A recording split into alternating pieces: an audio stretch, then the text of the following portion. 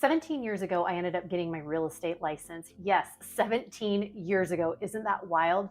While I got my real estate license, I was actually teaching elementary school at the time. My husband and I had just purchased our first home.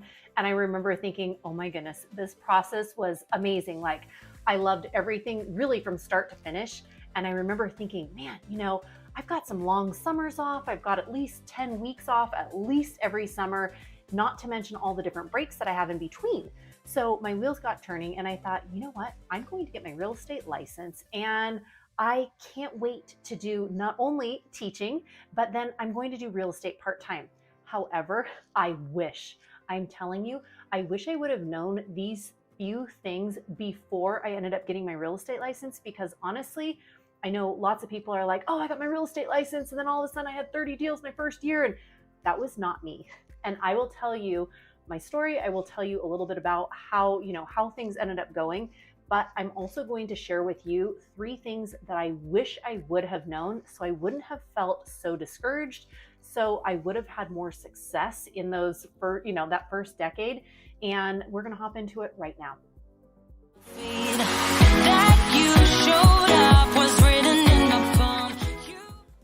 Mariah Curla here. Welcome back to the channel, or welcome to the channel if this is your first time here. I'm a licensed and active luxury real estate agent in both California and here in Utah, and this channel is literally everything you need to know about building and scaling your business the modern way by leveraging the power of social media. If that is of interest to you, consider subscribing down below and make sure you tap that bell for notifications so you are notified every week I drop a new video.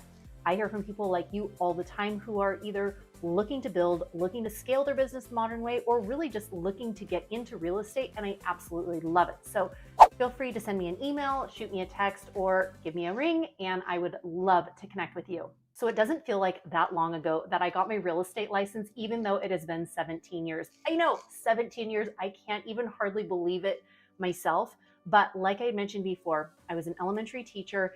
My husband and I had just bought our first home, and I literally loved the process, really from start to finish.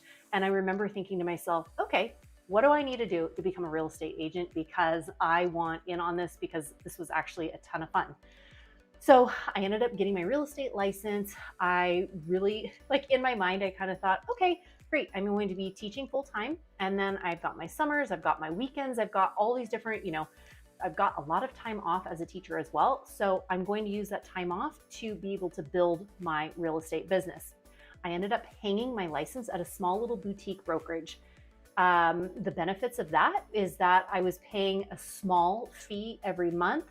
I was given a box of business cards, and then I was kind of just left to my own, right?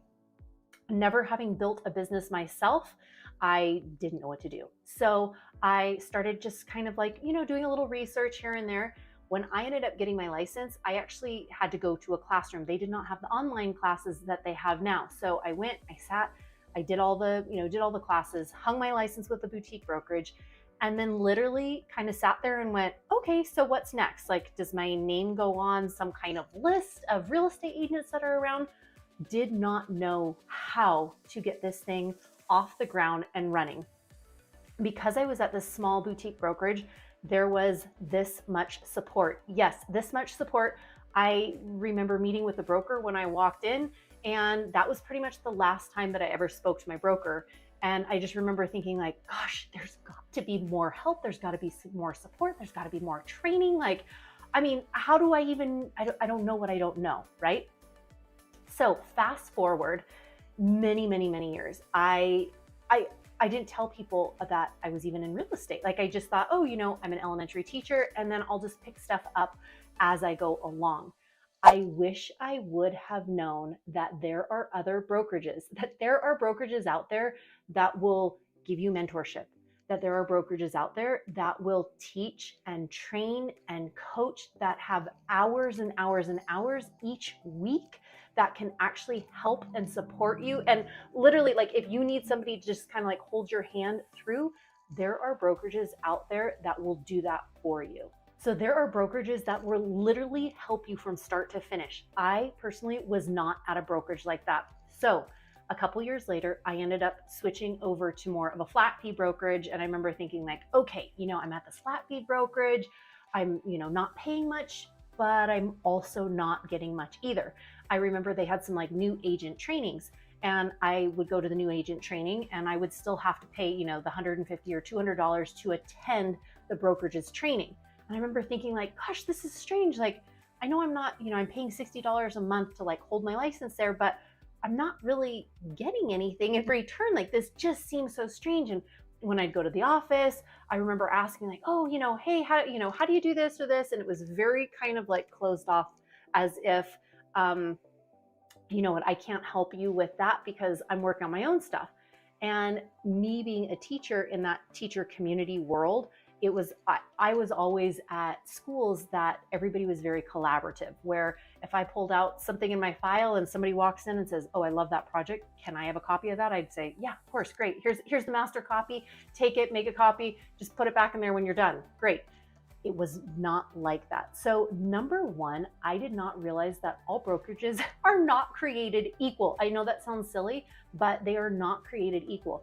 Starting at the boutique brokerage, I had very little support and training. Going to the flat fee brokerage, I realized, okay, it's kind of every man for himself. I'm still not paying a lot, but I'm not getting a lot either. Then I moved to a larger brokerage, a brokerage that is known for its teaching, its coaching, its support. And I remember I went in and I got some good training and I got some good support, but it was also still very dependent on your performance. So if, the big performers at the brokerage, they would have what we call like the sweetheart deal, where a lot of times they are going to be paying not the same amount that I would be paying. So at that point, I was paying a 60-40 split.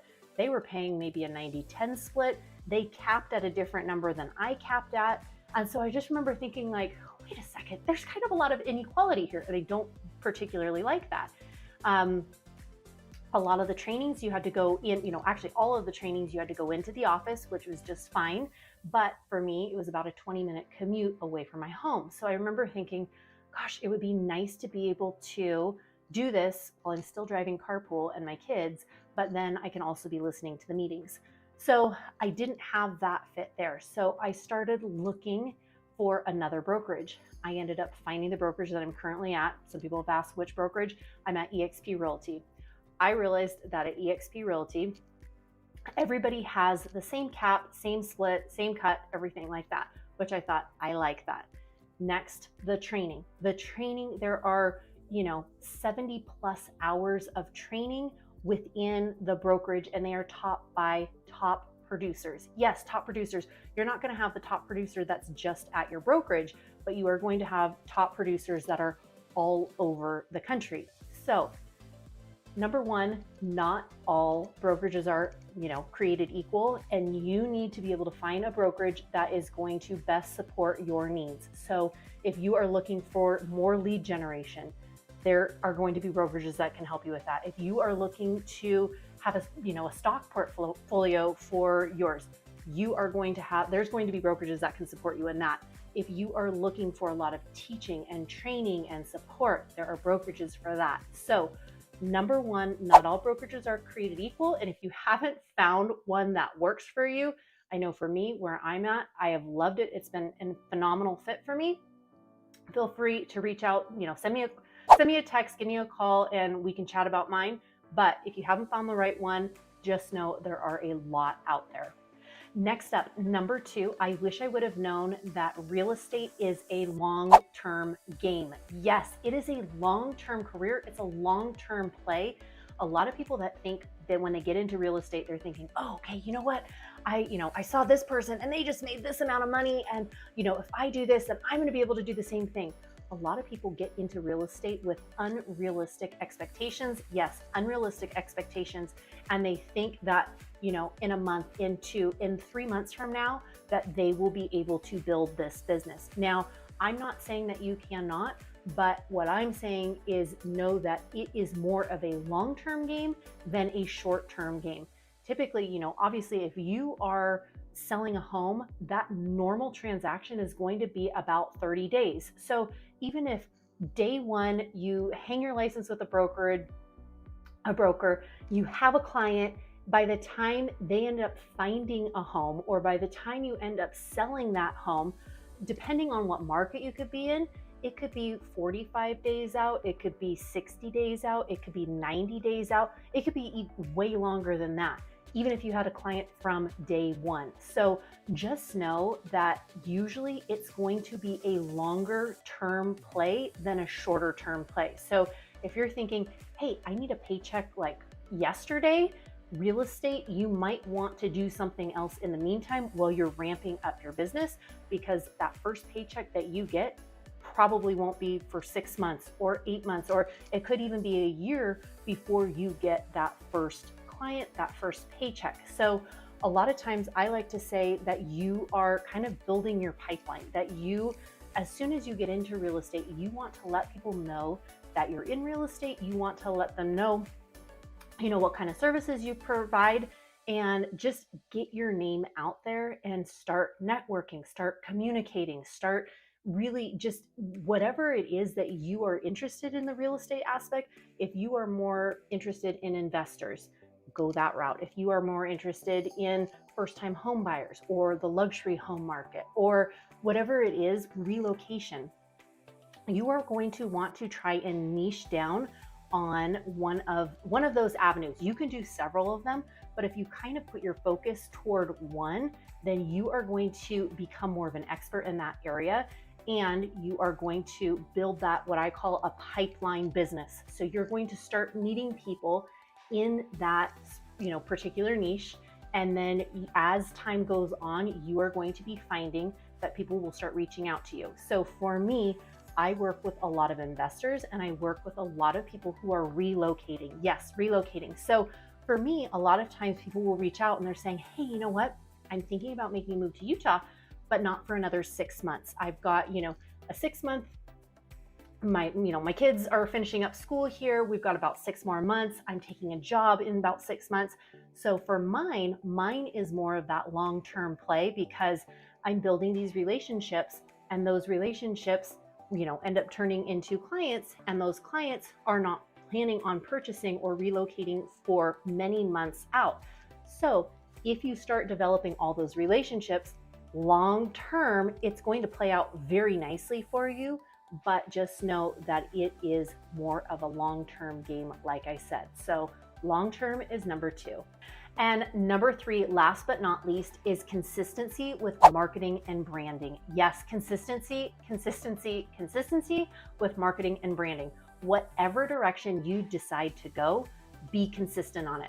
I have been an athlete my whole life, and I played soccer in college and after that, and I always, I kind of go back to those kind of sports analogies, if you will, and I think about, I've run several marathons before, and that first mile is always the hardest, in my opinion, because you're getting going, right? But once you show up for that first mile, guess what? The second mile usually feels a little bit easier. And then by the time you've got your third mile, now you're kind of in a rhythm, your breathing's right, everything's kind of, you're kind of in that flow state. And as, the marathon progresses, you become more within, like I said, that flow state. The same thing goes with your real estate business. The first part is always the hardest because you're getting started. And sometimes people feel like they're just like throwing darts at a dartboard and like, I don't know, maybe I'll try this. Oh, I don't know, maybe I'll try this. Oh, my friend said that they did this, so I'm going to try that. Here's my recommendation. Things are not going to feel comfortable at first just because you've never done it.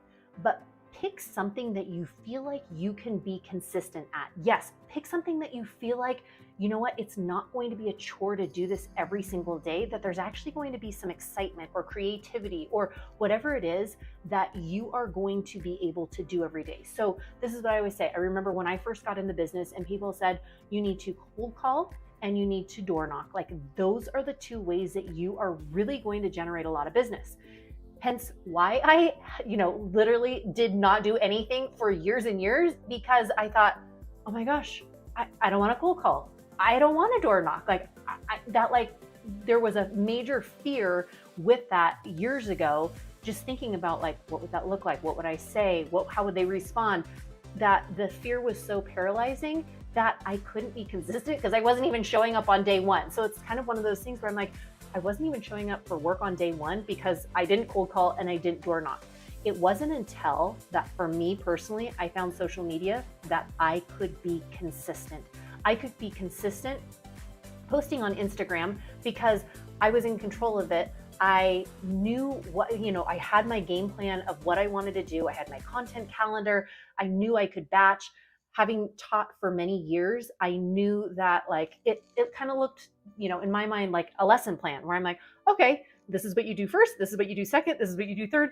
And so I basically just followed the recipe. I followed the lesson plan, and it's worked out, marvelously, very, very well for me because I found something that I enjoy. I found something that I can use my creativity with, and I found something that I've been able to brand myself and that I have been able to show up consistently.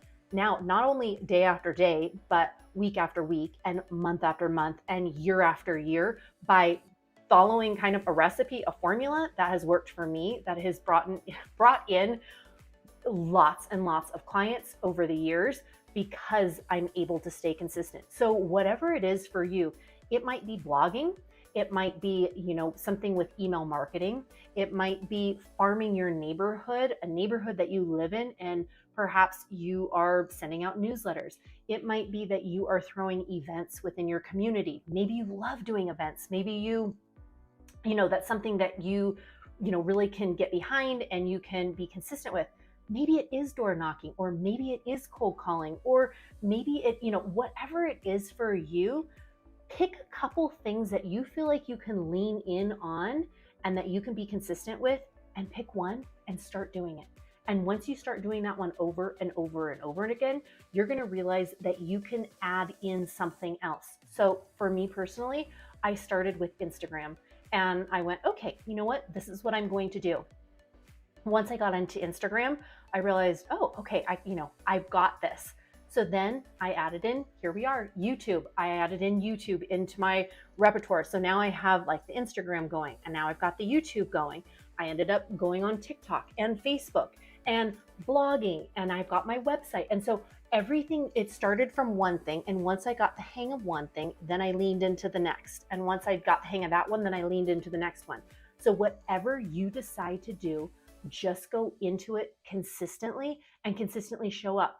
But here's a piece of advice for you too.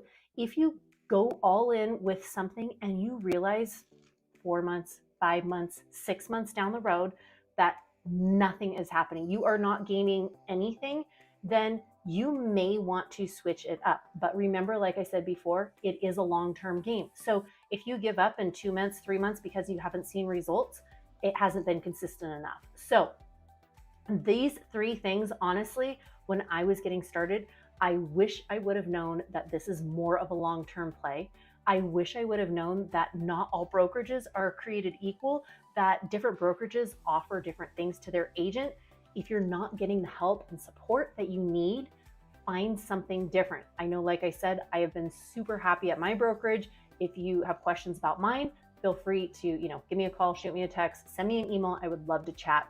And then, like I said before, whatever it is with your branding and your consistency, keep showing up. Keep showing up. I promise you, if you do these 3 things, really lean into those different things, that you will have success. And really, and the last one, I didn't even mention this, is really just a determination. Like, don't give up. There are going to be people that say, oh, you can't do it. There's going to be, deals that go sideways. If you keep showing up for work, you will be able to build this business. You will be able to scale it. And if you are looking to build and scale the modern way by leveraging the power of social media, I help agents like you all the time. I am doing it right now myself, but I also help agents build and scale their business the modern way. So feel free to give me a call, shoot me a text, or send me an email, and it would be my absolute pleasure to connect with you. Rooting for you, wishing you good luck, and you've got this. Take care. Bye.